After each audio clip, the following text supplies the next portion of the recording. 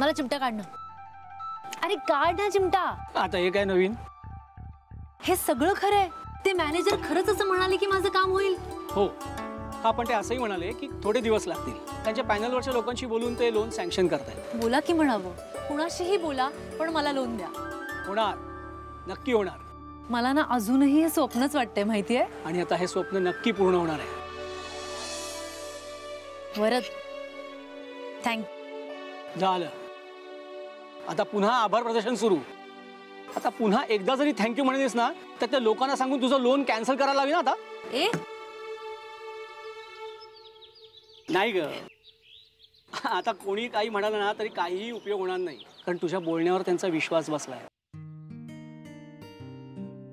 वरद, कसं आहे ना, सगळेजण काहीतरी काम करतात ते अपेक्षेसाठी, सगळेजण. पण तू तसा नाहीयेस. तू माझ्यासाठी इतकं सगळं करतोस आणि तेही कुठलीच अपेक्षा न ठेवता. तुला कशाची अपेक्षा नसते. तू कधी काही मागत नाहीस, कधी काही. मागणार वेळ आलं की नक्की मागेन. रादर आत्ताच मागू का? नाही म्हणजे मला खूप भूक लागली आणि या आईस्क्रीमने माझं काही पोट भरणार नाहीये. आपण आग्रहात जाऊया, मला पोटभर खायला घाल. ठीक आहे, नक्की निघूया. हो.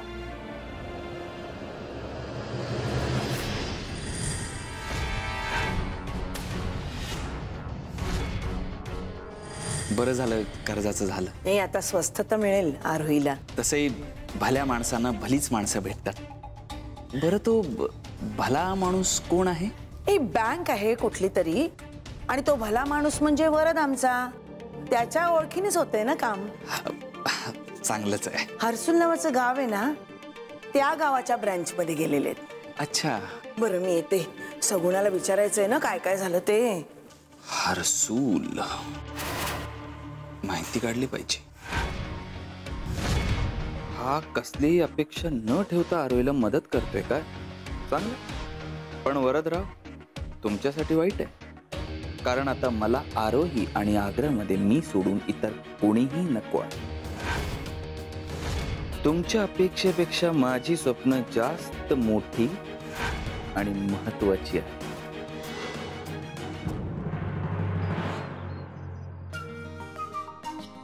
हाय. काय आज कुठे? आज शनिवार. मग जब्बू काय? मग काय, मी तुला विचारलं आज कुठे, तर तुम्हाला वार सांगितला आज शनिवार. मग मी पण बोललो असं जब्बू. अरे आज शनिवार म्हणजे आजची सकाळ मी आग्रहावर नसते, मकरंद काकांकडे चालले. अरे हा यार, सॉरी सॉरी सॉरी, मी एकदम विसरून गेलो. काय पण झालं, किती पण काम असलं तरी तुझा तो मीटर तू हे काय ते नेम चुकवत नाही. कधीच नाही करणारे. ती एक सकाळ आहे ना, मला आठवड्याभराची एनर्जी देते. बरोबर आहे ना, म्हणून तर ते काय बोलतात ते जोपासतात लोक ते छंद. नाही काका, पण माझ्यासाठी फक्त छंद नाहीये. माझ्यासाठी मेडिटेशन येते आणि माझं नशीब पण चांगलं आहे, कारण जे बाकीच्यांना ऐकायला मिळत नाही ना ते मला ऐकायला मिळतं. नुसतं तुझं नशीब नाही, तू लोकांना रोज जेवायला असं गरम गरम चांगलं खायला घालते ना. म्हणून तेरी प्यारी प्यारी सूरत. काका, अगं तुला बोलतोय मी, तुला काय वाटलं? काय झालं? हा, अगं डबा विसरलीस. अय्या, रात्री सगुणाला सांगितलंस आणि स्वतःच विसरलीस. अशी कशी विसरले मी?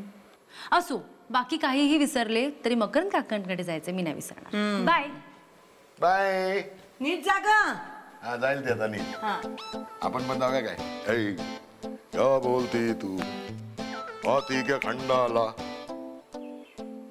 खंडाळा हा, तुझा एकटेच चेहरा बघितलं का आरशात?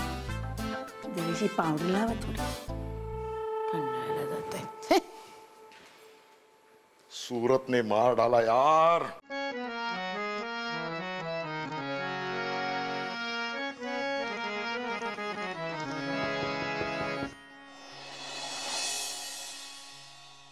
येऊ का?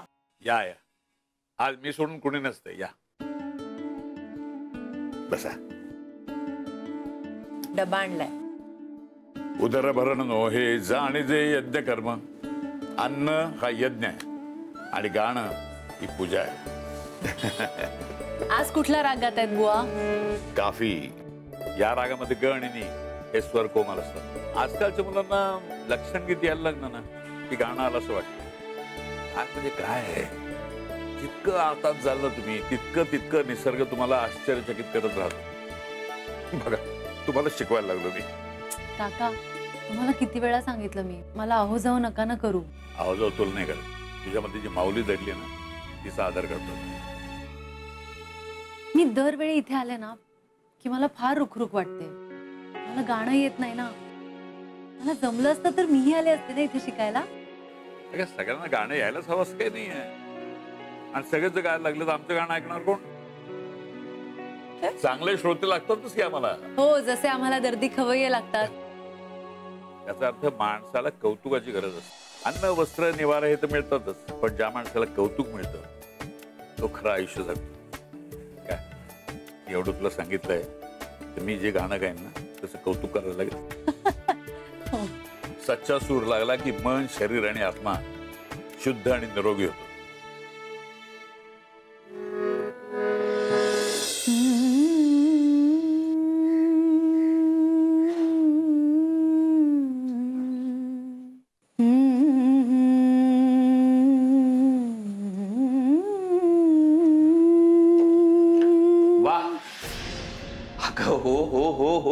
मीच आहे तन्मय.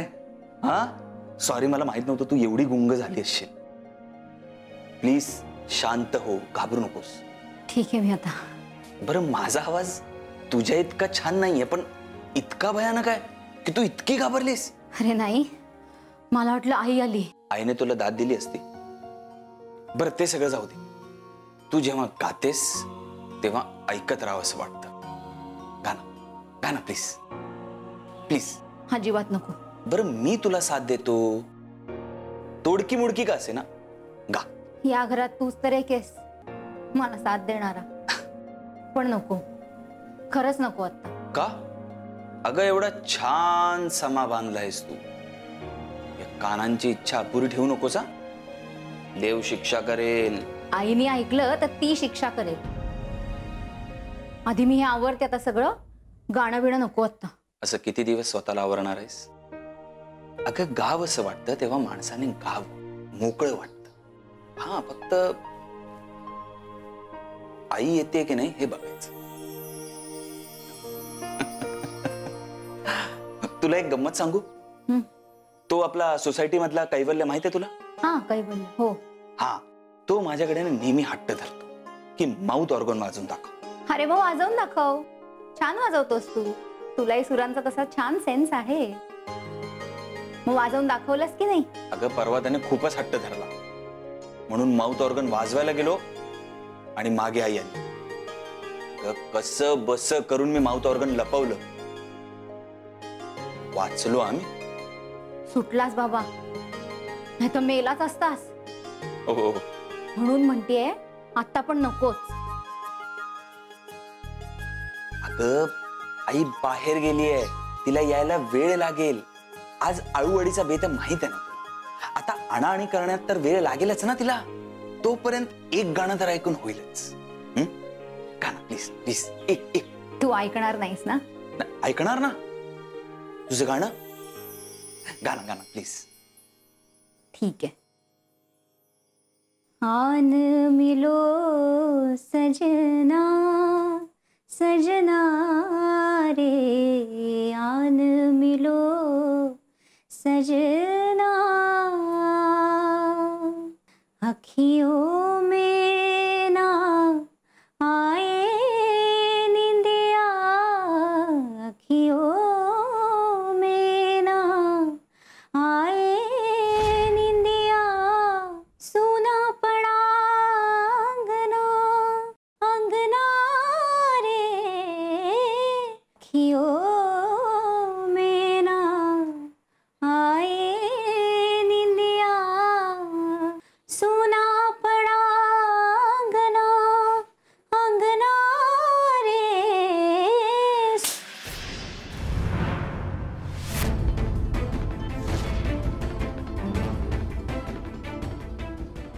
आई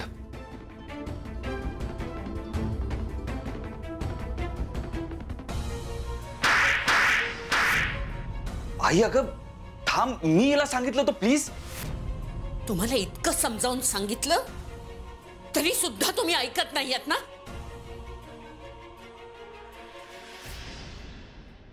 आता मला या घरात राहायचंच नाहीये. आई थांब, आई प्लीज. कशाला थांबू मी इथे? कशासाठी थांबू? मी गेल्यावर तुम्ही मोकळे ना गाणं बजावणं करायला. करा खरा, गाणं बजावणं करा. मी नाही थांबत इथे, मला जाऊ दे. आई प्लीज, चूक झाली आमची, चूक झाली. चूक झाली तर मग भोगा आता. तुला माहितीये ना, माहितीये ना तुला? अरे माहितीये ना तुला? या गाण्याने माझ्या आयुष्याची कशी धूळधाण झाली, पुरती वाट लागली माहितीये ना? तरी सुद्धा इथे गात बसलाय तुम्ही. माझी काय किंमत आहे घरात कळलंय मला. कशाला राहायचंय मी इथे? वाट सोड माझी, जाऊ दे मला. आई आई प्लीज, हे बघ तू कुठेही जाऊ नकोस, असं नाही होणार परत. आई सॉरी ना. तू तर काही बोलूच नकोस. हिरवी घशातून शब्द फुटत नाही तुझ्या. आई सॉरी ना. आई सॉरी. गाताना बरं आवाज मोठा येतो. आयुष्यभर फक्त तुमच्या दोघांचाच विचार केला मी. क्षणभर सुद्धा कधी स्वतःचा विचार मनात नाही आला. तुम्ही तुमच्या बापावरच गेला.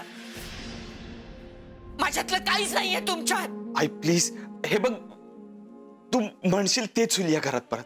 प्लीज तू कुठेही जाऊ नकोस, प्लीज थांब आई प्लीज. कशाला थांबू मी इथे? काय करू थांबून? माझी किंमतच नाही आहे घरात. कशासाठी थांबू? पोटची पोरं तुम्ही अशी वागताय, थांबून करू काय मी? आई आई काय होते? आई तू ये इकडे बस. तू पाणी आण. तू बस, ये इकडे. ठीक आहे मी.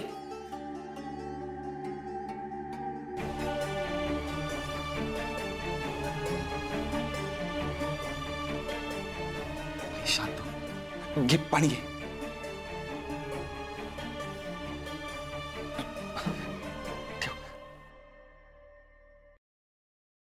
आई स्वतःला त्रास करून घेऊ नकोस.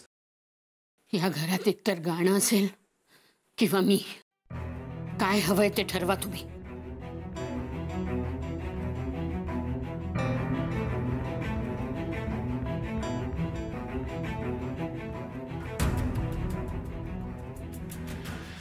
मी वचन देतो, यापुढे या घरात गाण्याची सूर ऐकू येणार नाही. आम्हाला तू हवी आहेस. पुन्हा जर असं घडलं तर मी नसेन या घरात, कदाचित या जगातही.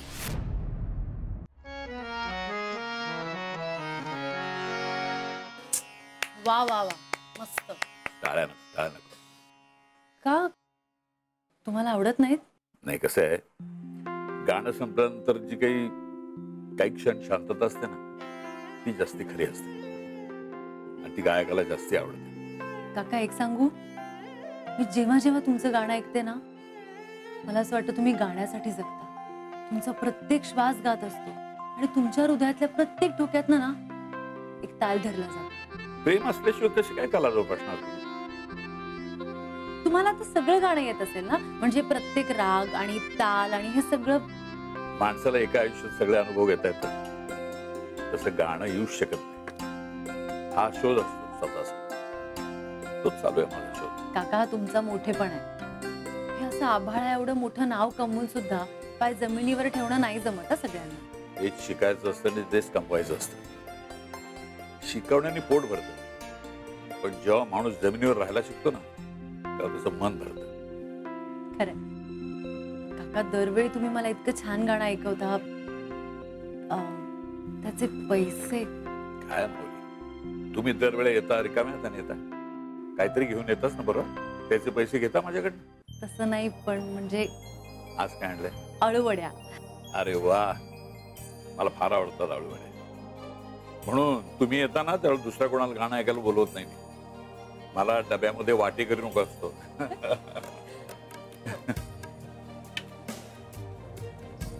हे घ्या.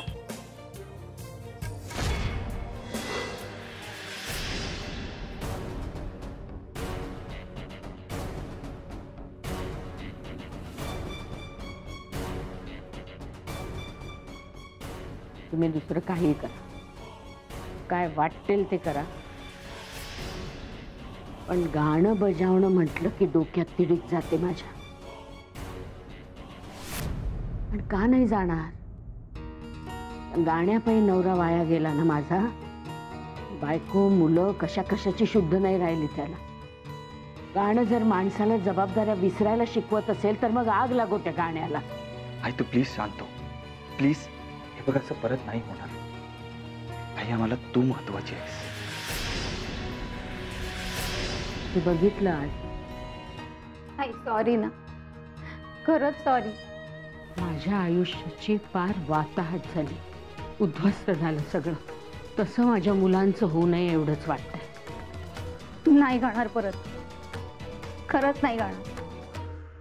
ज्या दिवशी गाशील त्या दिवशी मी तुला मेले.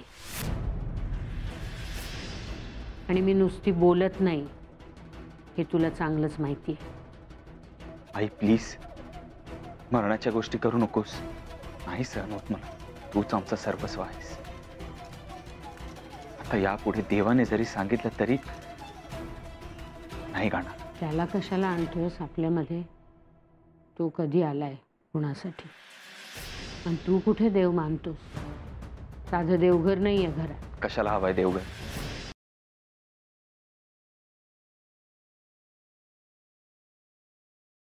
माझा देव हाच. या पलीकडे देव ही संकल्पनाही मला माहित नाही. जो तुम्हाला सांभाळतो, तुम्हाला घडवतो, तुमची काळजी घेतो, तोच तुमचा देव असतो. नको रे बाबा, मला देव करू नकोस, माणूसच राहू दे. तसा देवावर माझा राग नाहीये आणि लोभही नाहीये. पण तरी एक देवघर असावं घरात. आपल्या आयुष्यात फारच वाईट घडलं तर मग जबाबदार धरायला कोणीतरी लागतंच ना आपल्याला. तुझा आशीर्वाद असताना काहीच वाईट होऊ शकत नाही. तू आहेस म्हटल्यावर मला इतर कोणाचीही गरज नाही. तूच माझा देव. गावा अन्नदाता सुखी भव. आणि गायकही सुखी भव. चला, माऊलींचा आशीर्वाद मिळाला. आता काळजी करण्यासारखं काही नाही. माऊली, मी आज माझ्याकडनं एक छोटीशी भेट देणार आहे. अहो काका, कशासाठी? नाही, फार काही नाहीये. सोमेश्वराच्या मी देवळात जातो ना, तर बाहेर मला एक खडा मिळाला, जरा वेगळ्या रंगाचा. देवाला म्हटलं धन्यवाद, तू जे देतोस ते प्रश्न न विचारता आम्ही घेतो आणि तुझा आभार मानतो. का कशासाठी वगैरे काही प्रश्न विचारत नाही. बरोबर ना? आलोच.